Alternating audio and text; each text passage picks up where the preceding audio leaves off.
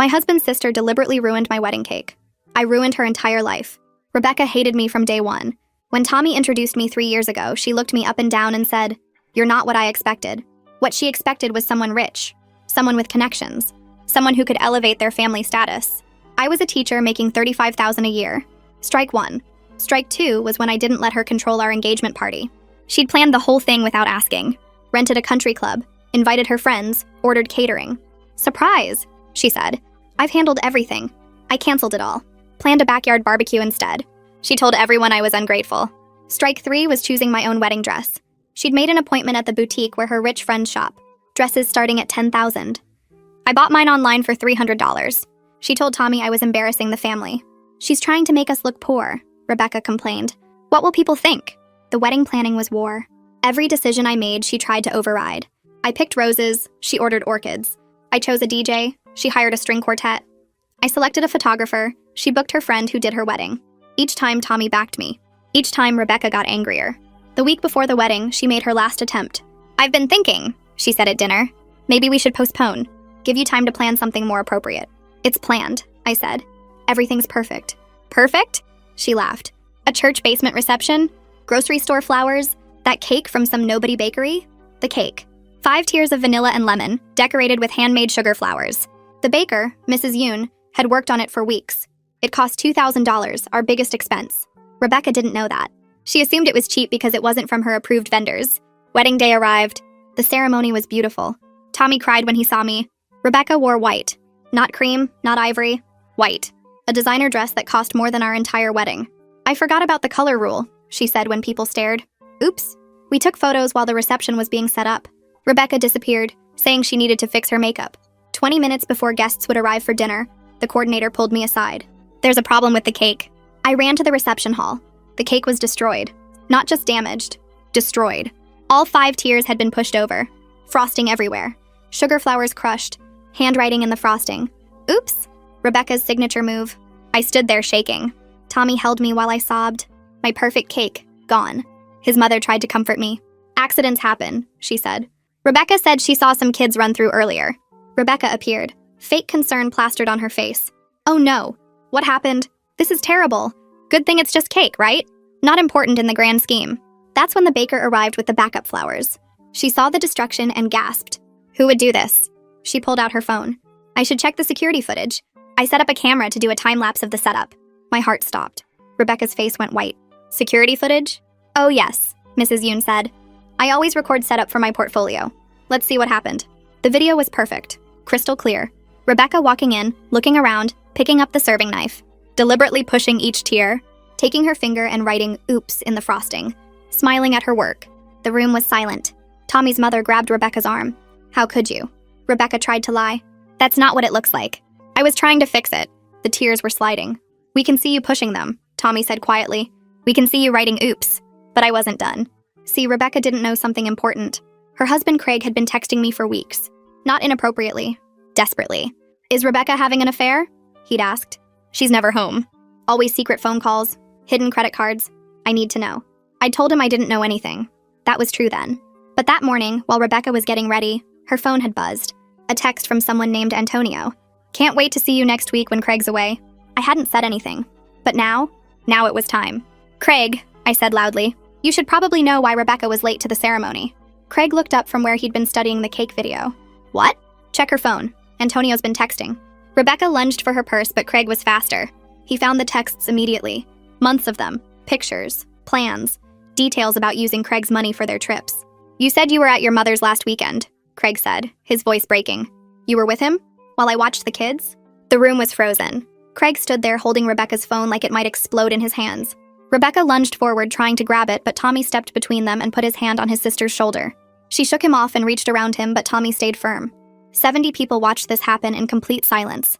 I could hear my own breathing. Someone's chair scraped against the floor. Rebecca's face was red and wet with tears. Craig scrolled through more messages, his thumb moving slowly down the screen. I watched his expression change from shock to something harder. Tommy's grip on Rebecca's shoulder tightened when she tried to push past him again. The wedding coordinator stood frozen near the cake table, her clipboard hanging loose in her hand.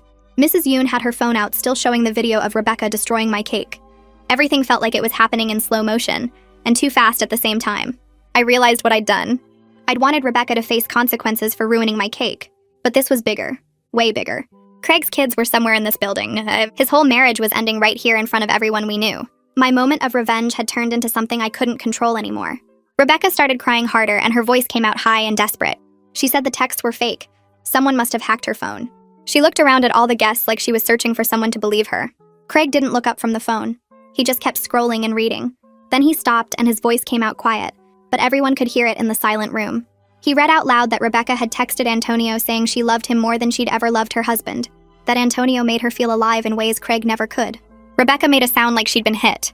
She said that wasn't real, that someone was trying to destroy her marriage. Tommy's mother pushed through the crowd and grabbed Craig's arm.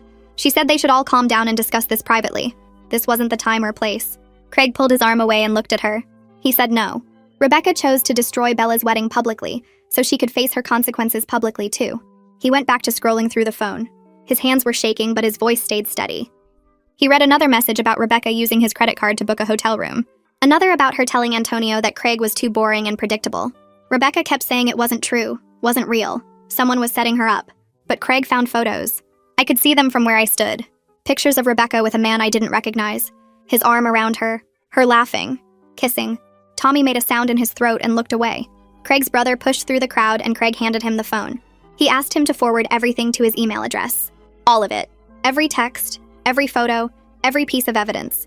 His brother took the phone and started tapping the screen. Craig looked at Rebecca and told her he was taking the kids. She shouldn't come home tonight.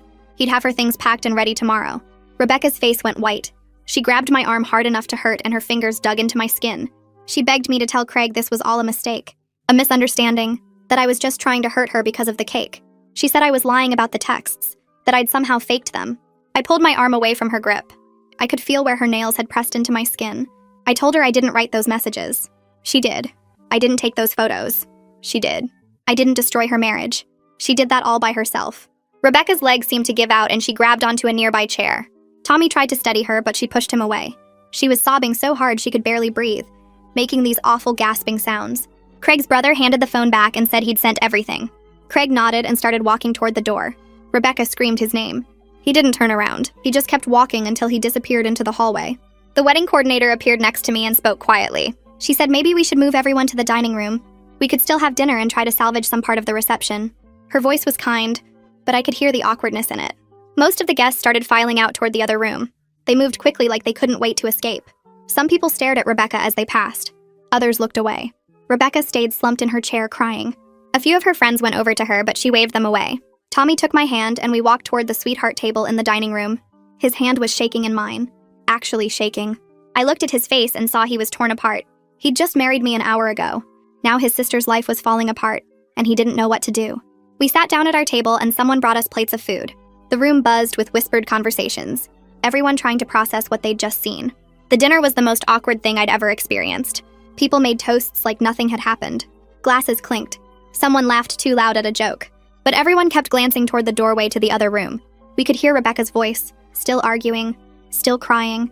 Hear Craig's brother's voice responding. Couldn't make out the words, but the tone was clear. My parents sat at a table near us looking worried. My mom kept catching my eye and making concerned faces. She leaned over during a lull in the noise and asked if I was okay. I didn't know how to answer that. I felt satisfied that Rebecca had finally faced consequences. Felt guilty about Craig's devastated face. Felt vindicated that everyone saw what she'd done to my cake. Felt terrible about those kids. All of it swirled together in my stomach until I couldn't eat. Tommy squeezed my hand under the table but didn't say anything. What could he say? His sister had just imploded in front of 70 people at our wedding. Tommy's mother appeared at our table about halfway through dinner. She leaned down between us and spoke quietly to Tommy. She said Craig had left with the kids. Rebecca was having a complete breakdown in the other room. Could we please come talk to her? She needed her family right now. Tommy looked at me. I shook my head before he could even ask. I told his mother that Rebecca made her choices. She chose to destroy my cake. She chose to have an affair. She chose to write those texts and take those photos. I wasn't spending my wedding night comforting the woman who'd tried to ruin it. Tommy's mother's face got tight. She said Rebecca was still family. Still Tommy's sister. Still her daughter. I said I understood that, but my answer was still no. She straightened up and walked away without another word. Tommy let out a long breath. He said he was sorry. I told him he didn't need to apologize for his sister's actions, but I could see the guilt on his face anyway. The reception ended way earlier than planned. Guests started leaving as soon as they finished eating. Several people came up to hug me on their way out. They whispered that Rebecca got what she deserved, that I was right to expose her, that someone needed to stand up to her finally, but their words felt empty, hollow. I kept seeing Craig's face when he read those texts, the way his hands shook, the break in his voice. Rebecca had done terrible things, but watching someone's marriage end in real time wasn't satisfying the way I thought it would be. Tommy and I left through a side door to avoid the main hall where Rebecca was still crying. We got to our hotel room that was supposed to be for our wedding night. There were rose petals on the bed, champagne in a bucket, a card from the hotel congratulating us. Tommy sat on the edge of the bed and put his head in his hands. I sat next to him. We ended up talking for hours, about what happened, about his sister, about his family, about what this meant for us. We were supposed to be celebrating. Instead, we were processing a family crisis. By the time we finally went to sleep, it was almost dawn. We hadn't touched the champagne. My phone rang early the next morning. Tommy answered it because I was still half asleep. I heard his mother's voice coming through the speaker, high and upset. He sat up fast and I knew something else had happened. When he hung up, he told me Rebecca had tried to show up at Craig's brother's house where Craig was staying with the kids. Craig's brother wouldn't let her in. She'd started banging on the door and screaming. The neighbors called the police. She was detained but not arrested, just told to leave and stay away. We were supposed to leave for our honeymoon in Mexico that morning. Our flight was in 4 hours. Tommy looked at me with this exhausted, guilty expression. He said maybe we should postpone. Just for a couple days. Let him help sort out this immediate mess. I wanted to say no. Wanted to say Rebecca shouldn't get to control our honeymoon too. But I looked at his face and knew he couldn't enjoy Mexico while his family was imploding. I agreed we could postpone 2 days, even though part of me was angry that Rebecca was still dictating our lives even after everything. Tommy left to meet his mother and Craig at his parents' house. They needed to discuss what to do about Rebecca, where she could stay, how to handle the kids. I went back to our apartment alone, the place we just moved into together last month. I walked in and saw my wedding dress hanging on the closet door, the one Rebecca had mocked. I thought about my cake. 5 tiers that Mrs. Yoon had spent weeks creating, the sugar flowers she'd made by hand, all destroyed, smashed, written on. I thought about my reception that ended early with everyone whispering and staring. My wedding that would forever be remembered as the day Rebecca's affair got exposed. Not as the day Tommy and I got married, not as our special day. As the day everything fell apart. I sat on our couch and started crying. Really crying. Not the angry tears from last night, but deep sobs that came from somewhere in my chest.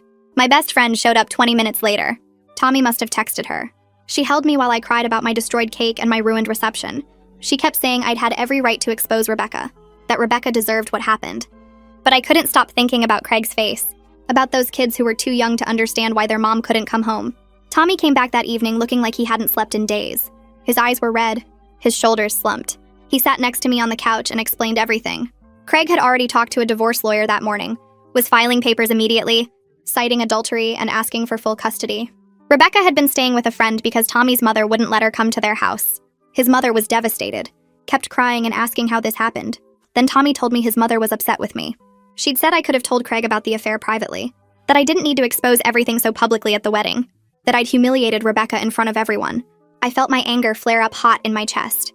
I asked Tommy if his mother remembered that Rebecca destroyed my wedding cake publicly, that she'd worn white to my wedding, that she'd spent months trying to control and undermine me. Tommy said yes, his mother knew all that, but she was struggling to accept that her daughter had done something this bad. It was easier to be mad at me. I stood up and paced across the room. I said I wasn't going to be the villain in this story. Rebecca made her choices. She had the affair. She destroyed my cake. She wrote those texts. All I did was tell the truth. Tommy nodded and said he knew. He agreed with me. But his family was falling apart, and he didn't know how to fix it. 2 days later, we packed our bags and flew to Mexico anyway. Tommy kept checking his phone during the flight, and I could see the stress in his shoulders. We landed in Cancun and took a taxi to our resort, and the place was beautiful. White sand beaches, clear blue water, palm trees everywhere. Our room had a balcony overlooking the ocean. But Tommy's phone started ringing before we even unpacked. His mother calling to update him on Rebecca. She was staying with a friend now. Craig had changed the locks. The kids kept asking when Mommy was coming home. Tommy paced on the balcony while talking to her, and I sat on the bed staring at my suitcase. This was supposed to be our honeymoon, our special time together. Instead, we were dealing with his sister's mess from another country. The next morning, we tried to enjoy the beach. We swam in the ocean and laid on chairs under an umbrella. But Tommy's phone rang again. Rebecca this time. I could hear her crying through the speaker even though he held it to his ear. She begged him to talk to Craig, to convince him to give her another chance. Tommy told her he couldn't do that. She cried harder and said she made a mistake and everyone was abandoning her. He hung up looking sick. That afternoon, we went snorkeling and it was amazing. Colorful fish everywhere. Coral reefs, clear, warm water. For an hour, I forgot about everything. But when we got back to shore, Tommy had 6 missed calls. 3 from his mother, 2 from Rebecca, one from his younger brother. We spent the evening in our room while he called everyone back. I ordered room service and ate alone on the balcony while he dealt with his family. The third day was better. We took a boat tour to some ruins and walked around ancient Mayan temples. The guide told stories about the civilization that built them. Tommy held my hand and seemed more relaxed. We had lunch at a little restaurant and talked about our future, where we wanted to live long term, whether we wanted kids, normal newlywed stuff. Then his phone rang again. His mother. Rebecca had shown up at their house crying. His dad let her in. She stayed for dinner. Tommy's mother thought this was progress. Healing. She asked when Tommy and I would be ready to see Rebecca and start repairing the family. Tommy said he didn't know. His mother got quiet and said she hoped we weren't going to hold this grudge forever. On the fourth day, we were eating breakfast by the pool when Tommy got another call. His mother again. She sounded upset. Rebecca had shown up at their house again last night. Hysterical this time. Antonio had blocked her number, deleted all his social media, disappeared completely. He'd realized the affair was exposed and wanted nothing to do with the consequences. Rebecca was devastated. She'd thought Antonio loved her, thought they had a future. Now she had nothing. No husband, no boyfriend, limited access to her kids. Tommy listened and made sympathetic noises. Then his mother said something that made his face go hard. He put her on speaker. Her voice came through shaky and upset. She said maybe if I hadn't exposed everything so dramatically at the wedding, Rebecca and Antonio could have worked things out properly. Maybe Rebecca could have ended her marriage with dignity. Maybe the kids wouldn't be so traumatized. Maybe everything wouldn't be so public and humiliating. I felt heat rush through my body. My hands started shaking. Tommy tried to interrupt, but his mother kept going. She said she understood I was hurt about the cake, but did I really need to destroy Rebecca's entire life over it? I grabbed the phone from Tommy, told his mother that I didn't create Rebecca's affair, didn't make her destroy my wedding cake, didn't force her to betray her husband and children. Rebecca made every single choice that led to this moment. She chose to have an affair. She chose to use Craig's money for her trips. She chose to lie to her family. She chose to destroy my cake at my wedding. All I did was tell the truth. Tommy's mother started crying, said I was being cruel, that Rebecca was her daughter and she was falling apart. I said Rebecca should have thought about consequences before she acted. Tommy took the phone back. His voice was firm when he spoke. He told his mother he loved his sister, but she made her choices, that he wouldn't let his mother blame his wife for Rebecca facing the results of her own actions, that we were on our honeymoon and needed space from this drama. His mother said something I couldn't hear. Tommy said he'd call her when we got home and hung up. We sat by the pool in silence. My hands were still shaking. Tommy reached over and held one. Said he was sorry, that his mother was wrong, that I didn't do anything wrong, but his eyes looked tired. We spent the rest of the honeymoon trying to enjoy Mexico, but the family drama followed us everywhere. Every meal interrupted by calls. Every excursion cut short by texts. Every romantic moment broken by his phone buzzing. We flew home a week later and I felt exhausted. Not relaxed, not refreshed. Exhausted. Tommy's brother picked us up from the airport. He filled us in on everything during the drive. The wedding had become the talk of the entire extended family. Aunts and uncles and cousins all taking sides. Some thought I was justified. Others thought I was cruel. Tommy's aunt had called me vindictive in the family group chat. Said I could have handled it privately. Tommy's cousin had messaged me directly saying she was glad someone finally stood up to Rebecca's bullying. The family was split down the middle. Tommy and I got home to our apartment, and I realized this rift was going to define family gatherings for years. Maybe forever. 2 weeks after we got back, Craig's lawyer called me. Asked if I would provide the security footage of Rebecca destroying the cake. Said it would help establish her character and pattern of behavior for the divorce proceedings. I said yes immediately. Tommy was sitting next to me and nodded his agreement. The lawyer thanked me and said he'd send the paperwork. An hour later, Tommy's mother called him crying. Said I was actively trying to destroy Rebecca's life now. That providing that footage was vindictive and unnecessary. That I should let Rebecca and Craig work things out without my interference. Tommy told her the footage showed the truth. That Rebecca destroyed my property deliberately. That it was evidence of her behavior. His mother hung up on him. A few days later, Tommy told me Craig had officially filed for divorce. Cited adultery. Requested primary custody of the kids. Rebecca hired an expensive lawyer. Tommy found out she used a credit card Craig didn't know about. Racked up $15,000 in charges already. Rebecca was also telling people she only had the affair because Craig was emotionally distant, that he worked too much, didn't pay attention to her. She was rewriting the whole story to make herself the victim, and Craig the villain. I went back to work the following Monday. Several teacher friends asked about the wedding right away. I gave them a short version. Said there was drama with my sister-in-law. They pressed for details. By Wednesday, the whole school knew. Teachers I barely spoke to were stopping me in the hallway with questions. The lunch ladies asked if it was true my sister-in-law destroyed my cake. My principal called me into her office Friday afternoon. Asked if I was okay. Said she'd heard about what happened. Then mentioned that workplace drama should stay private. I stared at her. Told her this happened at my personal wedding, not at work. She nodded but looked uncomfortable. Said she just wanted to make sure it wasn't affecting my teaching. 3 weeks after the wedding, I was scrolling through social media and saw Rebecca had posted something. A quote about betrayal, about people kicking you when you're down, about true colors showing in hard times, comments from her friends saying they were sorry she was going through something, asking if she was okay, offering support. None of them knew what really happened. Several people who weren't at the wedding messaged me asking what was going on. I sent them the security footage. Every single one. Watched them watch Rebecca deliberately destroy my cake, write oops in the frosting, smile at her work. Their responses were all similar: shock, disgust, apologies for not knowing the truth. 2 days later, Rebecca's posts were gone, her account set to private. Tommy told me she'd called him screaming, said I was turning everyone against her, that wedding guests were commenting on her posts with the truth about the affair and the cake, that her friends were messaging her asking if it was true, that everyone was choosing my side. Tommy reminded her she did this to herself. She hung up on him. 1 month after the wedding, Tommy brought up his birthday, said he wanted to have dinner with family, then said maybe we should invite Rebecca, try to start healing the family rift. I looked at him like he'd lost his mind. Said absolutely not. I wasn't ready to sit across from her and pretend everything was fine. He said we couldn't avoid her forever, that she was his sister, that family was important. I said she destroyed my wedding cake and her marriage exploded at my reception, that I needed more time. He said I was being unforgiving, that I was making the situation worse by refusing to move forward. I felt anger spike in my chest. Asked him if he was seriously blaming me for not wanting to have dinner with the woman who deliberately ruined my wedding. He said he wasn't blaming me, but we needed to think about the whole family, about his parents, about healing. I told him I wasn't ready, and that was final. He slept on the couch that night. The next morning, I packed a bag while Tommy got ready for work. He watched me from the doorway but didn't say anything. I called my friend Sarah and asked if I could stay with her for a few days. She said yes immediately. I left before Tommy did.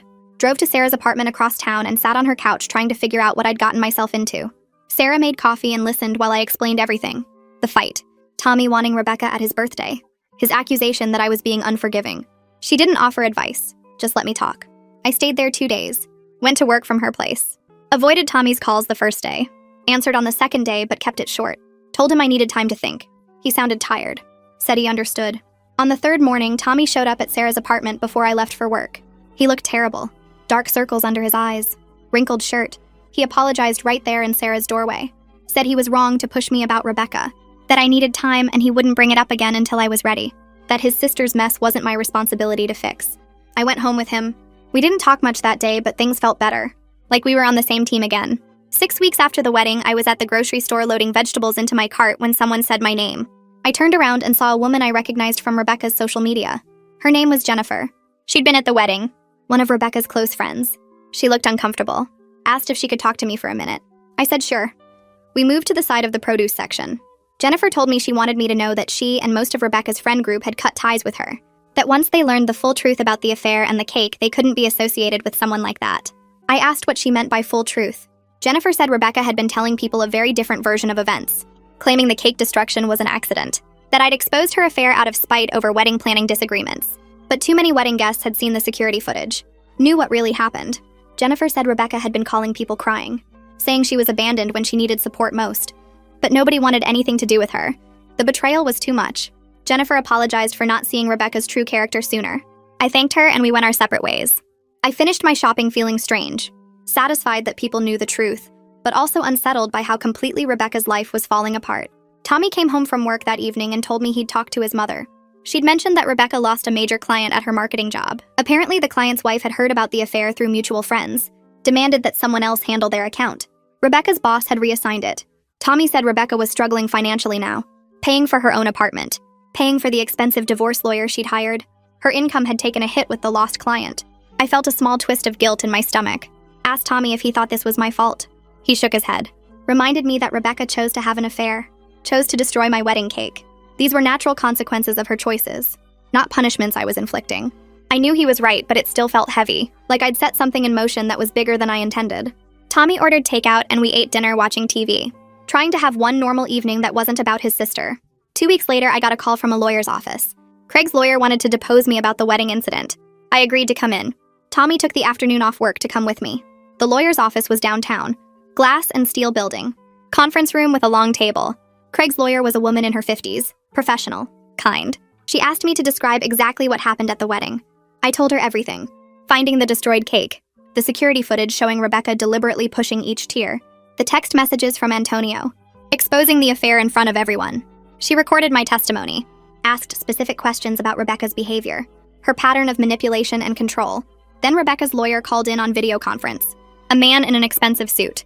He tried to paint me as vindictive, suggested I'd orchestrated the public exposure deliberately to humiliate Rebecca, that I could have told Craig privately.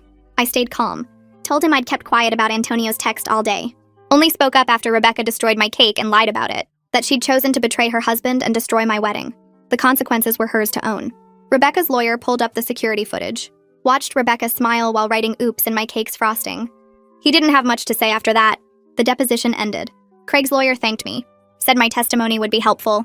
Tommy and I left. He squeezed my hand in the elevator, told me I'd done well, that I'd just told the truth. 2 months after the wedding, Tommy's mother called, asked if we'd come to Sunday dinner, said Rebecca wouldn't be there. I'd been avoiding family gatherings, but I missed Tommy's dad, missed his younger brother. I agreed to go. We showed up at their house that Sunday. The table was set for 5 instead of the usual 7. Rebecca's empty chair felt like a ghost. Her kids' empty chairs even worse. Tommy's dad hugged me. His younger brother gave me a fist bump. Tommy's mother was polite but stiff. Dinner was pot roast. We ate and made small talk. Tommy's brother talked about college classes. His dad mentioned work. Then Tommy's mother started making comments about how family should stick together, how forgiveness was important, how holding grudges only hurt everyone. She never said my name, but every comment was aimed at me. I could feel it. Tommy's dad tried to change the subject a few times. Didn't work.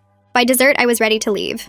Tommy's mother brought out pie, said something about how families need to heal. That loyalty meant supporting each other through mistakes. I ate my pie and didn't respond. Let her words bounce off me. After dinner, Tommy's dad asked if I'd help him in the garage. Said he needed a hand moving some boxes. I followed him out. He closed the garage door behind us, turned to me and apologized. Said his wife was wrong to make those comments, that I'd done the right thing exposing Rebecca, that his daughter had needed to face real consequences for once. He said he and Tommy's mother had enabled Rebecca's entitled behavior her whole life, always made excuses, always smoothed things over, let her treat people badly without accountability. He thought maybe this crisis would force her to grow up, face her issues. But he didn't sound convinced. His voice was sad, tired. He asked me to be patient with his wife, said she was struggling with seeing Rebecca suffer, even though Rebecca had brought it on herself. I told him I understood, that I knew this was hard for everyone. He hugged me. We went back inside, left shortly after. Tommy held my hand the whole drive home. 3 days later, I got an email from Rebecca. The subject line said, "Please read." I stared at it for 10 minutes. Knew I shouldn't open it. Did anyway.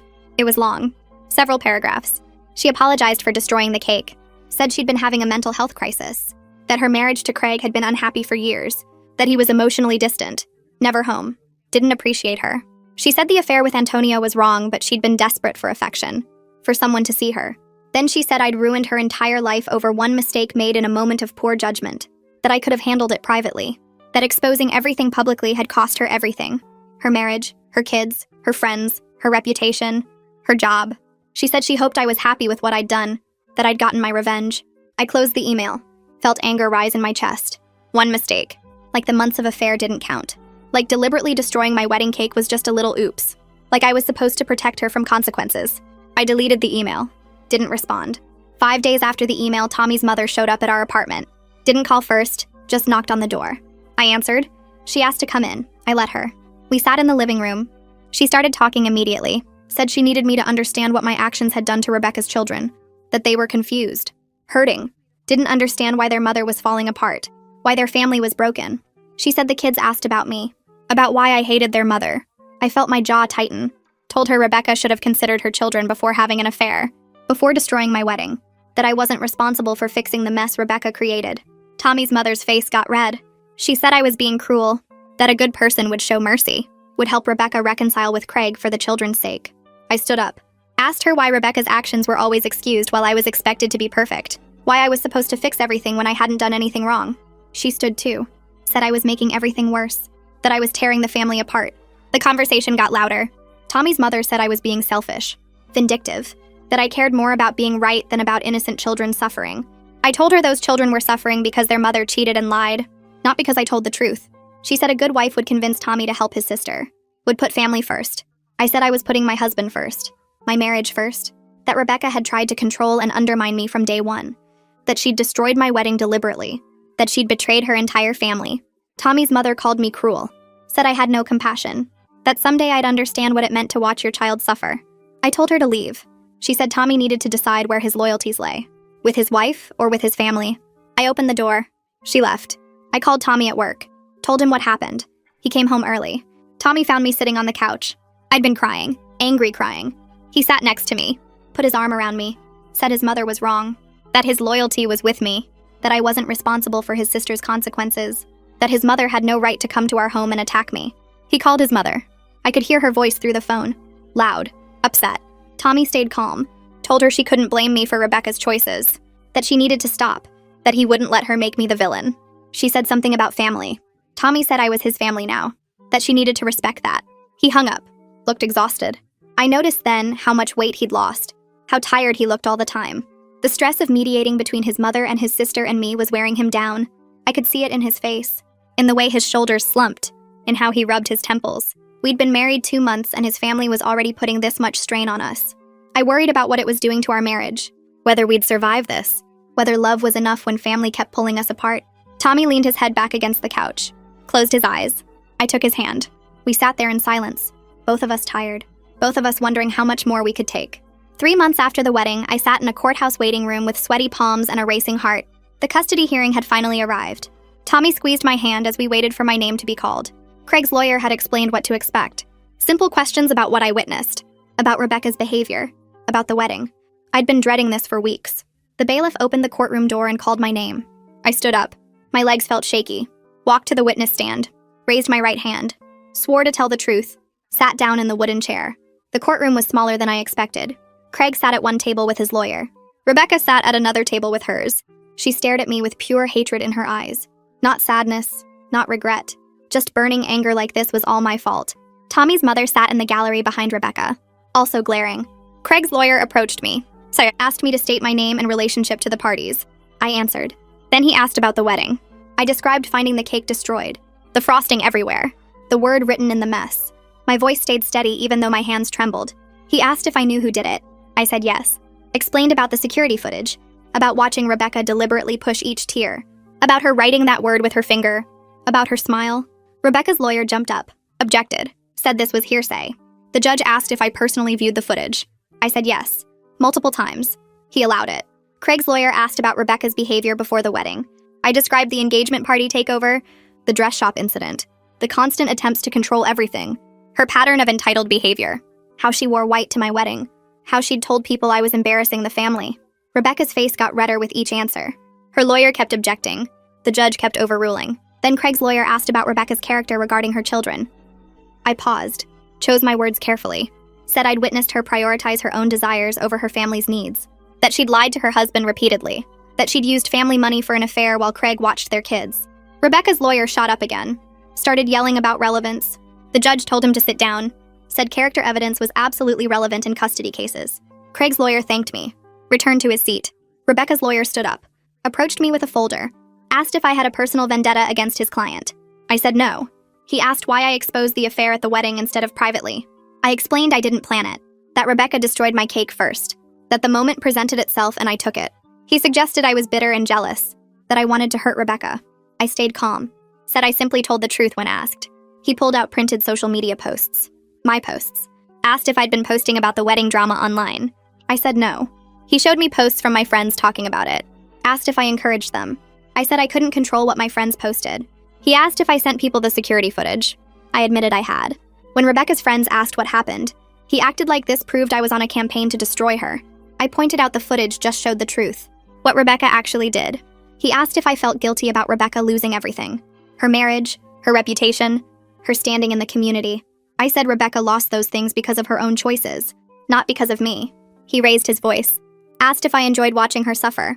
The judge interrupted, told him to stop badgering the witness.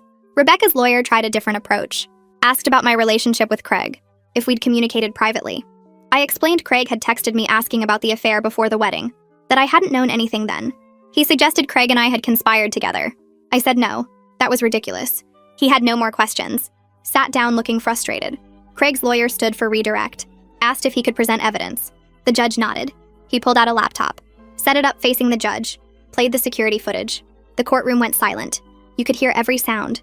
Rebecca walking into the reception hall, looking around, picking up the serving knife, pushing the first tier, then the second, third, fourth, fifth, taking her finger, writing in the frosting.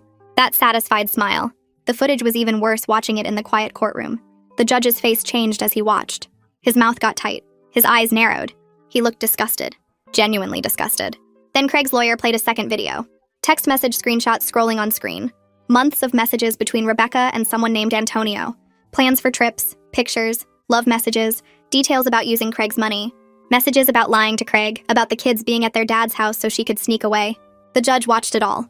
His expression got darker with each screen. When it finished, he asked if this evidence had been authenticated. Craig's lawyer confirmed it had. Phone records, credit card statements, hotel receipts, everything verified.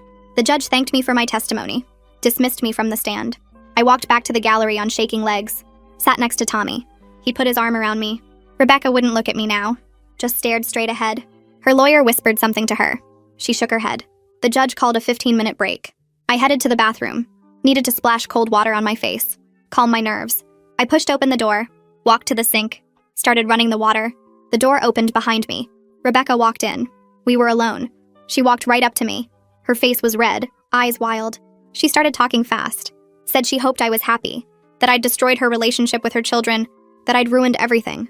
I turned off the water, looked at her, told her she destroyed her own relationship, that she chose an affair over her family, that she lied to everyone. She stepped closer, said I didn't understand, that her marriage was already broken, that Craig was distant, that she'd been unhappy for years. I said that didn't excuse what she did. She could have gotten divorced, could have been honest. Instead, she betrayed everyone and destroyed my wedding out of spite. Her face twisted.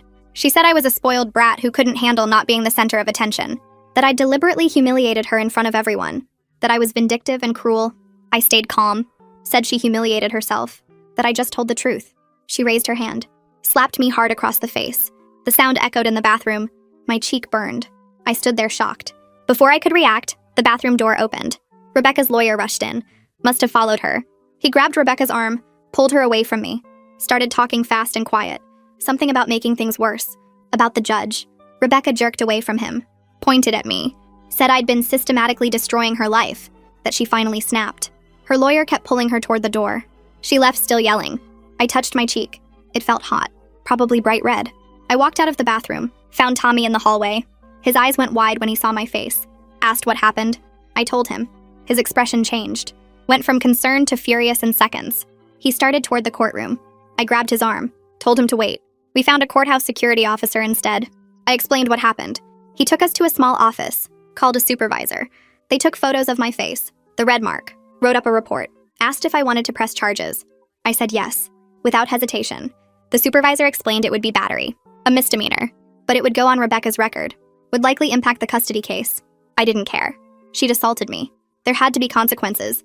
They gave me paperwork, a case number, said an officer would follow up. Tommy held my hand the whole time, kept apologizing, said his sister had gone too far, that he couldn't believe she'd actually hit me. We went back to the courtroom. Rebecca sat at her table. Her lawyer looked stressed, kept running his hand through his hair. The bailiff called everyone to order. The judge came back in, looked at me, at my red cheek. His eyes narrowed, asked if something happened during the break. Craig's lawyer stood, explained that Rebecca had assaulted me in the bathroom, that we'd filed a police report, that there was a witness. Rebecca's lawyer tried to object, said it was a private matter. The judge cut him off, said assault during a custody hearing was absolutely relevant, asked Rebecca to stand. She stood slowly. He asked if she struck the witness. Rebecca's lawyer whispered to her. She admitted it, said she'd lost control, that I'd provoked her. The judge's face hardened. He said nothing I could have said justified violence, that her inability to control her temper was deeply concerning given the custody matter at hand. Rebecca started crying. Her lawyer put his hand on her shoulder. The judge said he'd take the assault into account in his decision. Court was adjourned until the next morning. That night, Tommy's phone rang. His mother. He put it on speaker. She started yelling immediately, said terrible things about me, that I was destroying Rebecca's life, that I wouldn't be satisfied until Rebecca had nothing left, that I was tearing the family apart, that a good person would show mercy. Tommy tried to interrupt. She kept going, said I was vindictive, cruel, that I cared more about being right than about Rebecca's children, about innocent kids who needed their mother.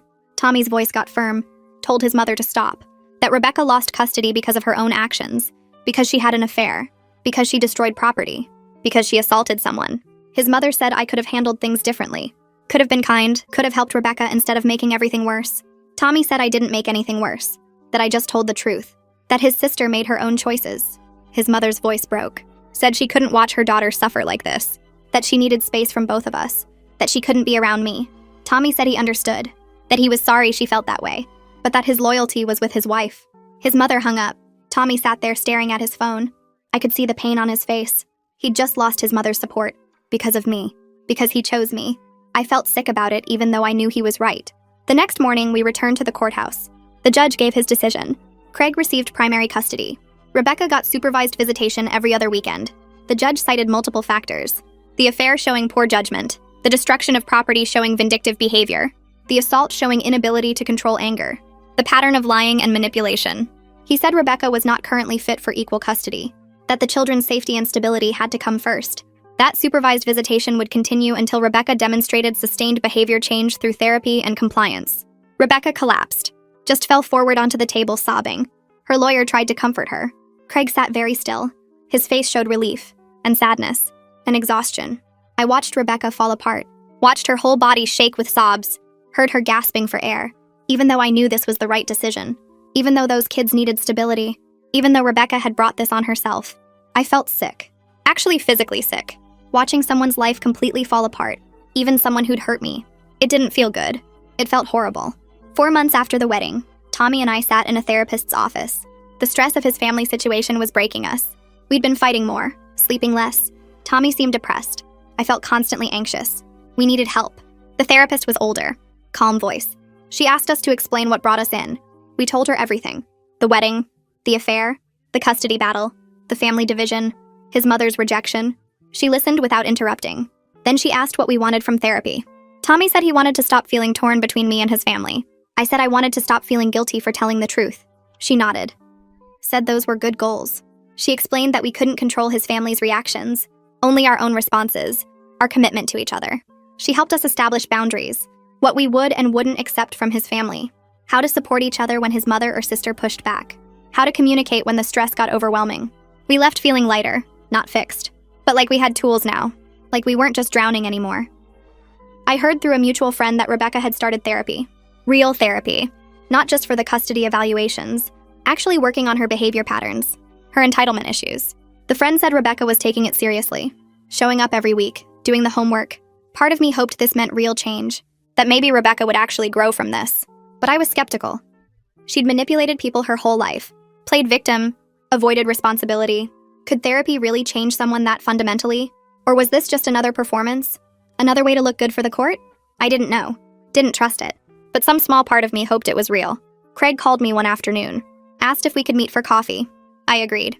We met at a quiet place downtown. He looked better than at the courthouse, less exhausted. He thanked me for my testimony, said it made a difference, that the judge had taken it seriously. Then he told me his kids were doing better, more stable, less anxious. His oldest had told him something that stuck with me, said they'd been scared of their mother's angry outbursts, that they felt safer at his place, that they didn't have to walk on eggshells anymore. Hearing that reinforced everything. The custody decision was right. Those kids needed stability, needed to feel safe, even though it was painful, even though Rebecca was suffering. Her children's safety came first. 5 months after the wedding, I was eating lunch in my classroom, grading papers. A woman walked in. I looked up. Rebecca. My heart jumped. She wasn't supposed to be here. School had security. She walked toward my desk, started talking fast, said she needed my help, that I had to talk to Craig about giving her more custody time, that her therapist believed she was making progress, that the supervised visitation was humiliating, that it was damaging her relationship with her children. I stood up, told her she needed to leave, that I had no influence over Craig's custody decisions. She kept talking, said she knew she'd been terrible to me, that she'd lost everything, her marriage, her kids, her reputation, that she just wanted a chance to be a mother, despite everything, despite the cake, despite the slap, despite all of it.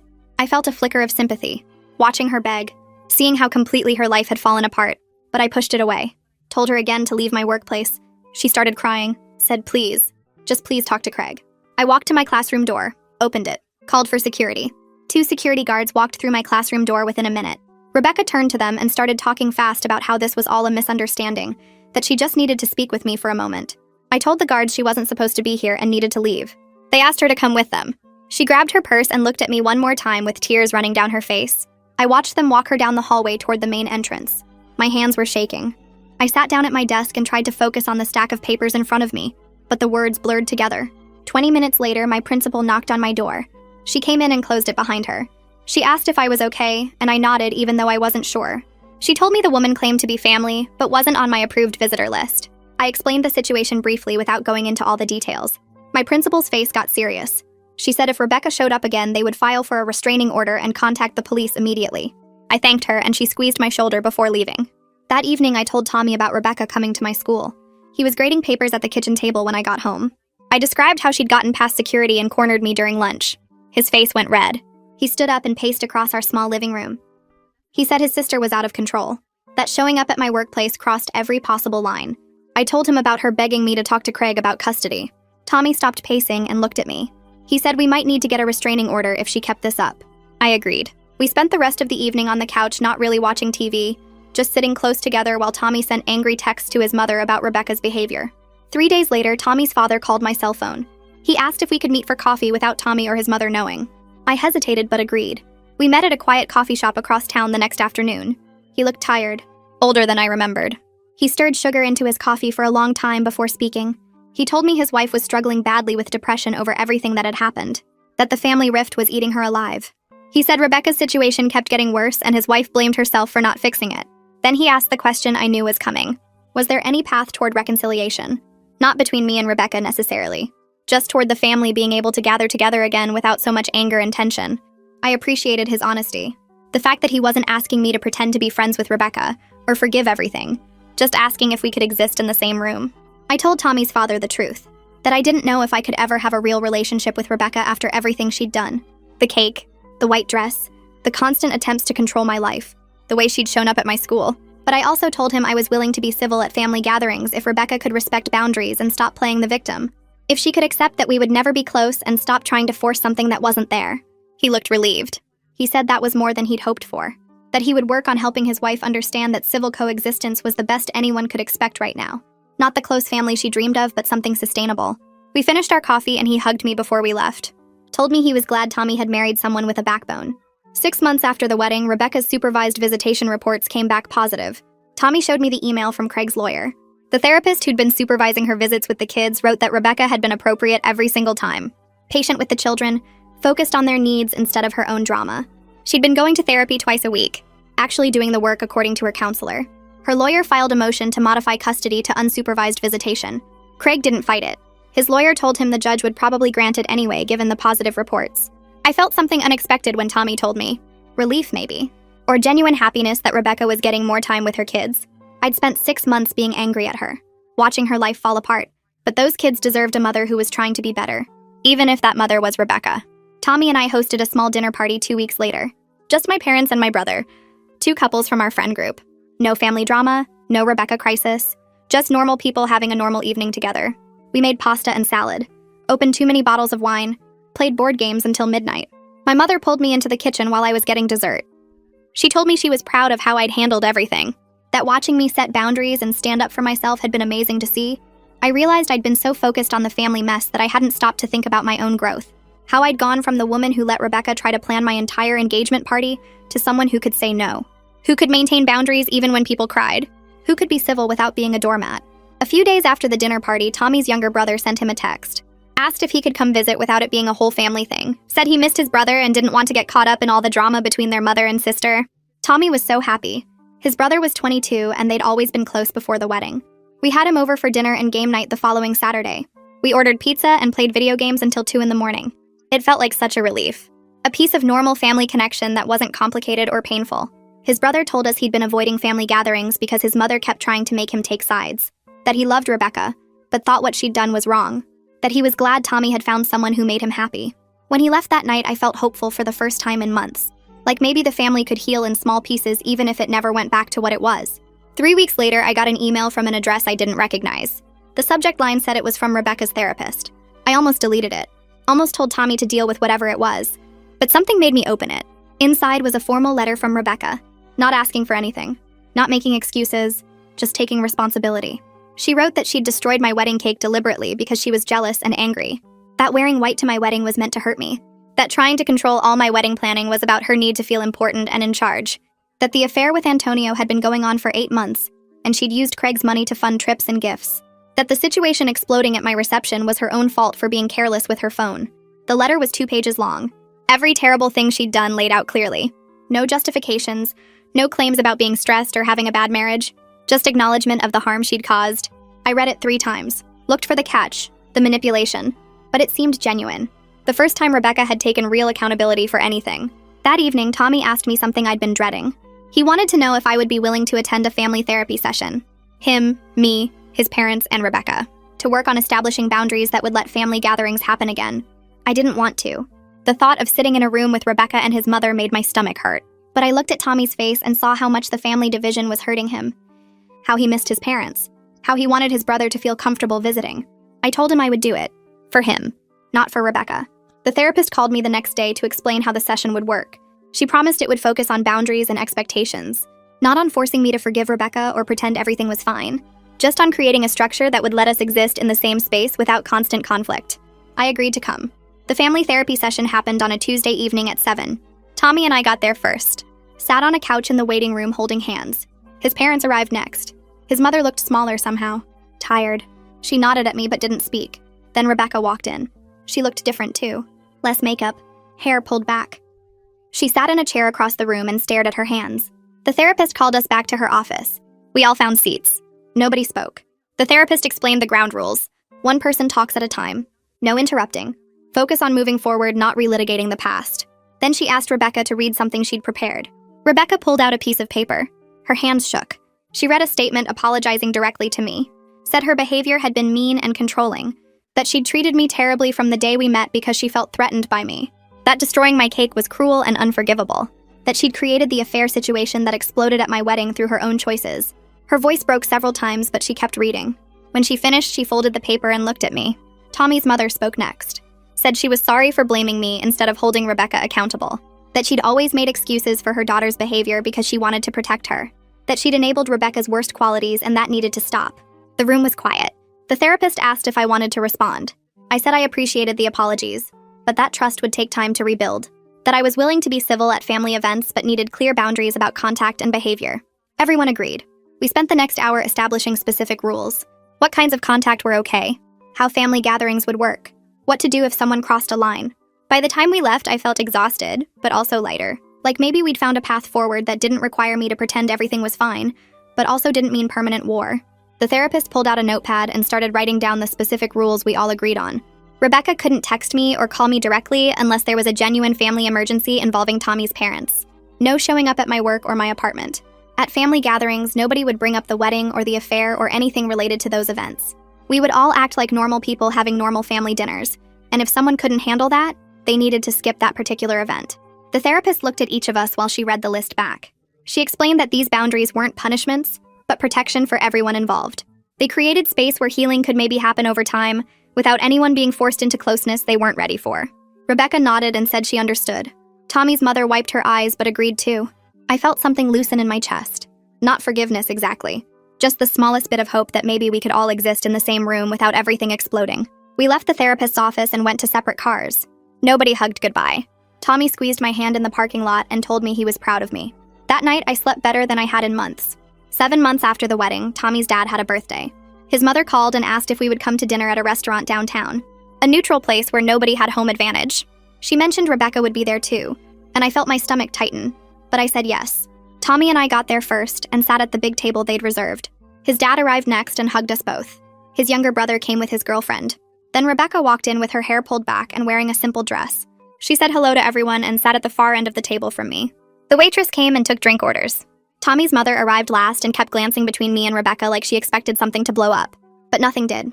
We ordered food. People talked about work and weather and a movie Tommy's brother had seen. Rebecca answered questions about her job when people asked, but mostly stayed quiet. She didn't try to dominate the conversation or make everything about her. When the food came, she ate and participated in small talk about the restaurant's menu. At one point, Tommy's dad told a story about a fishing trip, and everyone laughed, including Rebecca and me at the same time. It felt weird. Not comfortable exactly, but manageable. Like we were all playing our parts in this careful dance of being civil. When dinner ended, we all stood up. Rebecca told her dad happy birthday and hugged him. She nodded at me from across the table. I nodded back. Tommy and I drove home and he said that went better than expected. I agreed. It felt like a tiny victory that we'd gotten through a whole dinner without drama or fighting or anyone storming out. A few days later, Tommy was on the phone with Craig about picking up some tools Craig had borrowed before the divorce started. When he hung up, he looked thoughtful. I asked what they talked about besides tools. Tommy said Craig mentioned he'd started seeing someone, a woman he met at his gym who was also divorced with 2 kids around the same age as his. Craig said his children really liked her and she was patient and kind. He also told Tommy that when the kids mentioned their dad's girlfriend to Rebecca during a visit, she'd apparently gotten upset and called her therapist right away, instead of taking it out on the kids. Her therapist helped her work through her feelings about Craig moving on, and she didn't try to badmouth the new girlfriend to the children or make them feel guilty for liking her. Tommy said Craig sounded relieved that Rebecca was handling things better. I felt surprised. The old Rebecca would have caused a scene or tried to turn the kids against their dad's new relationship. Maybe therapy was actually helping her become less destructive. 2 weeks later, I went to the farmer's market on Saturday morning to get fresh vegetables. I was looking at tomatoes when someone said my name. I turned around and saw Mrs. Yoon standing there with a basket of peaches. She smiled and asked how I was doing after everything that happened at my wedding. I told her honestly it had been a really hard several months. Things were slowly getting better. The family was learning to be around each other without constant fighting. She nodded and said she was glad to hear it. Then she told me she was glad I stood up for myself that day because people like Rebecca only change when they face real consequences for their behavior. She said she'd seen too many brides let family members walk all over them and ruin their special days without any accountability. Mrs. Yoon squeezed my arm and said I was stronger than I probably realized. We talked for a few more minutes about her bakery and how business was going. Then she had to leave to meet her daughter, but she hugged me first. Walking back to my car with bags of vegetables, I felt grateful that she'd been there that day with her camera. Without that footage, everything would have been different.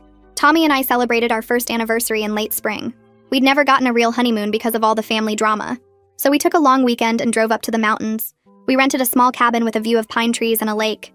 No phone service, no internet, just us and the quiet. We hiked during the day and cooked simple meals at night. On our actual anniversary, we sat on the porch watching the sunset. Tommy brought up everything we'd been through over the past year. The destroyed cake, the affair exposure, the custody battle, the family therapy, all of it. He said he knew it wasn't the first year of marriage either of us had imagined. I agreed, but told him that going through all of it together had taught us how to communicate when things got hard, how to support each other even when his family was pulling him in different directions, how to set boundaries and stick to them. We'd learned more about being married in 12 difficult months than some couples learn in years of easy times. Tommy pulled me close and said he'd marry me again even knowing everything that would happen. I kissed him and said the same thing. That night felt like the peaceful honeymoon we deserved. Like we'd finally made it through the worst part and could start actually enjoying being married. 8 months after the wedding, Tommy came home from work and told me his mother had called with news about Rebecca. Apparently, Rebecca got promoted at her marketing job. Her boss had noticed how much more professional and reliable she'd become over the past several months. Better at meeting deadlines, more collaborative with coworkers, less dramatic and self-centered. Tommy said his mother was excited about it and hopeful it meant Rebecca was really changing. I felt genuinely happy hearing that. Not because I suddenly liked Rebecca or wanted to be friends with her, but because it suggested the consequences she'd faced had actually pushed her toward real growth, instead of just temporary good behavior to avoid more punishment. People don't usually change unless they hit rock bottom and are forced to look at themselves honestly. Maybe losing her marriage and custody and social circle had finally made Rebecca do that work. The next Sunday, Tommy's mother invited us to dinner at their house. When we arrived, Rebecca was already there helping set the table. She said hello to both of us politely. During dinner, the conversation flowed more easily than it had at the restaurant. Tommy's dad told stories about work. His brother talked about a camping trip he was planning. Tommy's mother asked about my students and seemed genuinely interested in my answers. Rebecca talked about her new responsibilities at work and how challenging but rewarding they were. She asked Tommy about a project he'd mentioned before. Nobody brought up the wedding or the divorce or anything heavy. It almost felt normal, like a regular family dinner where people cared about each other's lives. Rebecca didn't try to dominate every conversation or make subtle digs at anyone. She focused on talking with her dad and brothers and let me have my space. After dinner, she helped clean up and then left without any drama. Driving home, I told Tommy that felt different. Less forced, less like everyone was walking on eggshells. He agreed and said maybe we were finally finding our way to something that worked. I had my regular therapy appointment that week and told my therapist something that surprised me. I said I didn't feel angry at Rebecca anymore. Not the hot, burning anger that had consumed me for months after the wedding. Now it was more like distant wariness, like how you'd feel about someone who'd hurt you badly, but was now far enough away that they couldn't do it again.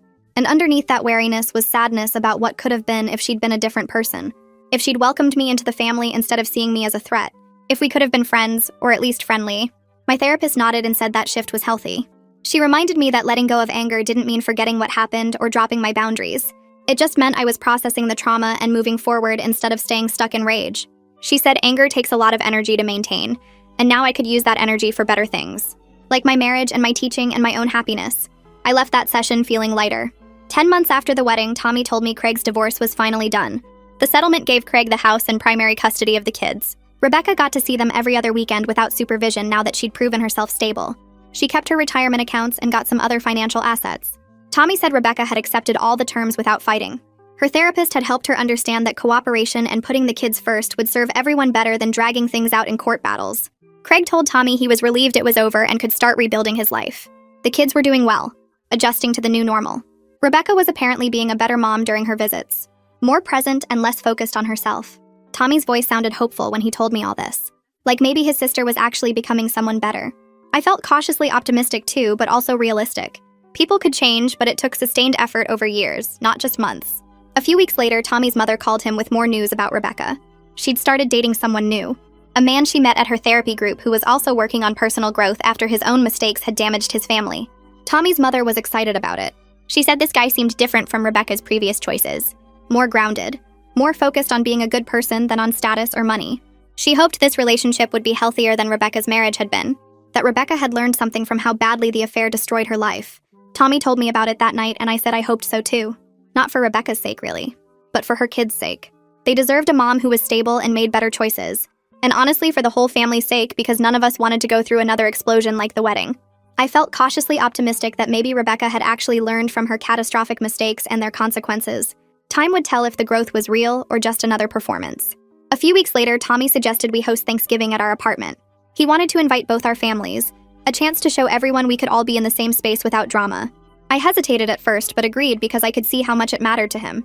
He called his mother to extend the invitation, and she accepted immediately, clearly relieved we were making this effort.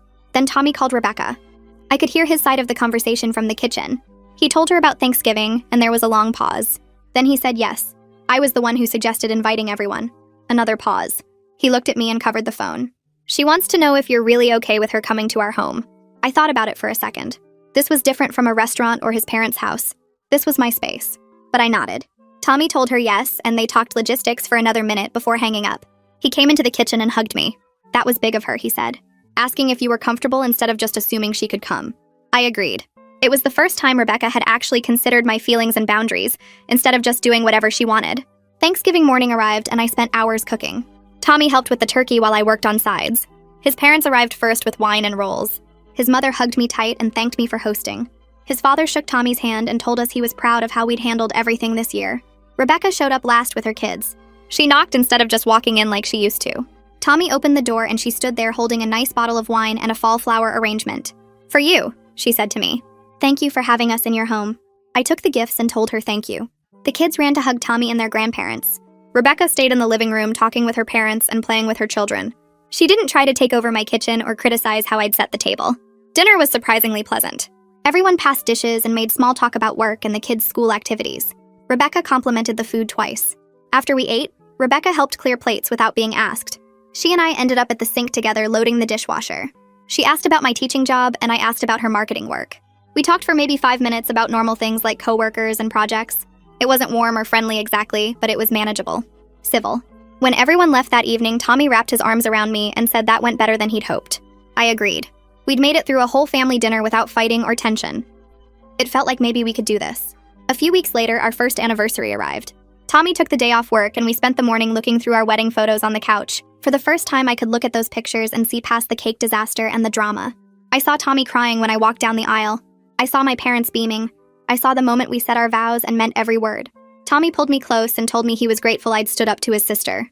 I asked him what he meant. He said that my refusal to let Rebecca walk all over me had forced their whole family to finally address patterns they'd been enabling for decades. His mother had always made excuses for Rebecca. His father had always kept quiet.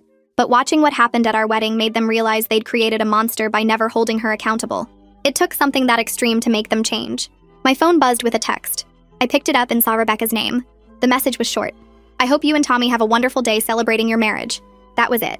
No long explanation or apology. Just a simple, appropriate message. I showed Tommy and he smiled. "We've come a long way," he said. I looked at the text again and realized he was right. Rebecca and I would never be close. We'd never be friends who called each other or went shopping together, but we'd reached something more valuable than forced closeness.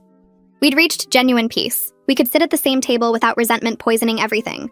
We could exchange polite words without it being a performance. We could exist in the same family without constant warfare. The Sunday dinners continued. The holiday gatherings happened. We all showed up and were civil and respectful. Rebecca stayed in therapy and kept working on herself. Tommy's parents learned to stop enabling bad behavior. Craig built a good life for himself and the kids.